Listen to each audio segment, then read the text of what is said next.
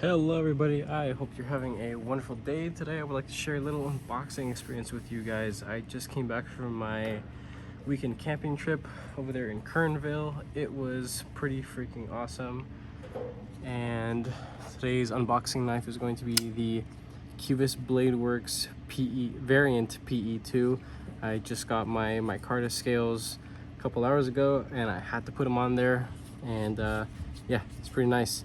The only thing I noticed is that after adding these scales and swapping them out for the original titaniums that it came with, it created a little bit of lock stick, but that'll definitely work itself out eventually. If it keeps up after a while, I'll have to take it apart and tinker with it, as I typically end up doing with my knives anyway. So this is a package from DLT Trading. I don't know why I opened it like that. I'll just freaking just go like that, I guess.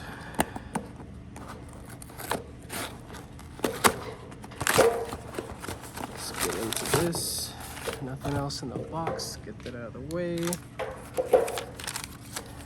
This is just a little, oh, what's this? Stickers. Nice. Well, as you guys can see, I got a Demko knife, a production Demko, not one of their customs, of course, can't afford that. Cool, nice big quality stickers. So last week, close to the middle or the end of last week, Metal Complex did a little post that DLT Trading has the ad20.5's textured ties in. And when I first saw these guys on knifecenter.com and I saw that they were like an exclusive to them, I was just like, fuck, there's no way that I'm gonna be able to afford that. But DLT Trading got them in. Their price went up just a little bit more. I think they were starting them at like $375 or something like that. Yeah, it's a good chunk of money, but what's cool about DLT Trading is that they offer things like Afterpay and Klarna and, like, you know, different payment method things. I have amazing credit and I can pretty much buy anything because I use so much credit and pay it off. So for the most part, I'm financially responsible sometimes. But let's get into this thing. So comes with a little lefty clip, that's cool. Doesn't come with a cleaning cloth, that's not cool, because their budget one did. So I basically got the titanium, the bougie version of what this guy is, and oh, that's nice. Yeah, man. Alrighty, so I have, the only reason why I took the financial leap to get this thing was because I loved this design so much, regardless of the garbage steel that it was offered in when it first landed, to retailers. The OS10A, OS10 is like a flaming hot garbage can. OS10A is basically just taking a lid and putting it on that flaming garbage can. It's still trash, in my opinion. I am a user. I use my knives a lot, and I noticed that for what I use my knives for, no matter how much of a coarse or a high polished or a low angle or a high angle grind I had on this actual blade material, it would just go dull and it would not stay to my standards of sharpness. I didn't like it, but I love the design. I love how thin it was. It's very comfortable. It's very fidgety.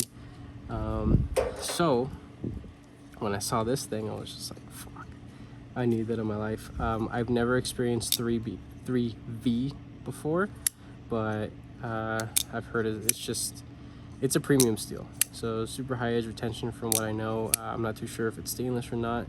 I'm pretty good about maintaining and taking care of my knives. I don't really use oil too often, but I know how to clean up a little bit of rust spots if I ever encounter that.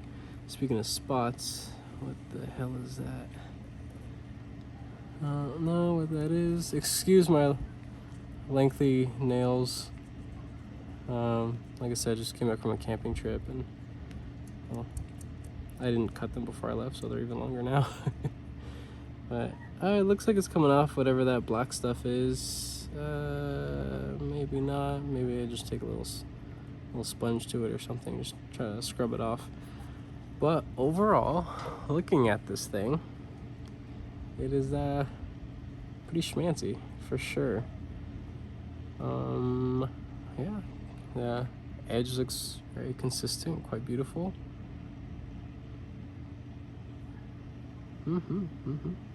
Nice sharpening choil. I'm gonna get a good bit of life out of this thing for sure. And yeah, just like the budget one, essentially, this thing is just ergonomically perfect in my opinion. This is a very, it's definitely one of the hardest use knives in my collection, and fidget factor, it's, you know, right up there with my budget one. You know, I love this knife so much that I bought you know, multiple scales for it. I dyed these ones. I bought multiple springs. The spring should fit on this one too. I'm noticing now that this doesn't have a titanium backspacer, so I'll probably end up picking that up just to add a little bit of extra weight. You know, if you're gonna get a pocket tank, you gotta do it right. So you gotta get a titanium backspacer. Eventually I'll get an upgraded clip. I don't mind the clip so much on it, I just think it looks kind of ugly. So maybe a different design clip, that'd be kind of cool. But functionally speaking, it goes in and out of the pocket really well. I don't feel it in use or while fidgeting or anything like that. And this is still just as you know, slim as the other one here. So yeah, practically the same thing, if you guys can see that. So this is essentially the same exact freaking knife, just with premium materials. That's all it is. So yeah, 3V, and just this beautiful diamond textured titanium. It's not sharp. It does feel very well finished, but it's not like a polished or a, you know, a higher finish on it, I guess. I'm running out of words to say, but you know how like other titanium knives, it just captures a lot of oil and stuff and looks kind of weird. This looks like it's really meant to be used for sure. Yeah, this is gonna be great. I will do a little review on this thing, nothing crazy, because I already have a, you know, my own personal review on this, and I had a lot of good things to say about it. My only gripe was the materials. That's it. You know, I mean, I never minded the grivery, whatever, however you want to pronounce it. I never minded the scales. I do love that I'm able to, you know, make such a bright color like this. I do enjoy it. If anything, I'll end up just taking the 3V blade and just throwing it on here, and maybe down the road I pick up a you know, a budget 3V one, and then just swap that for now, because I mean, I don't mind. I definitely don't mind the essentially the plastic scales versus the titanium scales. Titanium scales just feel a little fancier. I wouldn't say significantly heavier, but there's some noticeable weight. Nothing crazy. But yeah, that's really it. So stuff that I came back to was a a premium Demko 80.5 and my Carter scales finally. So there's that. Thank you guys for watching. I appreciate it, and have a wonderful rest of your week.